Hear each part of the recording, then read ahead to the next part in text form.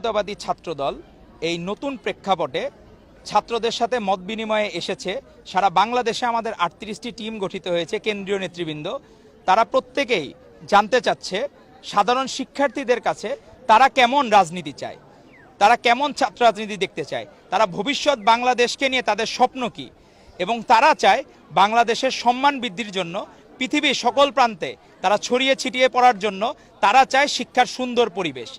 তারা চায় ছাত্রলীগ যে নিষিদ্ধ সংগঠনটি অপরাজনীতি করার কারণে মানুষজন রাজনীতি বিমুখ হয়েছে, সাধারণ শিক্ষার্থীরা মনে করত রাজনীতি মানেই হচ্ছে খারাপ কিছু, সেই জায়গা থেকে বেরিয়ে আজকে সাধারণ শিক্ষার্থীরা মতামত দিচ্ছে ছাত্রদল যে প্রক্রিয়ায় যে ধরনের সুন্দর রাজনীতি শুরু করেছে তারা সেই ছাত্র রাজনীতি দেখতে চায়।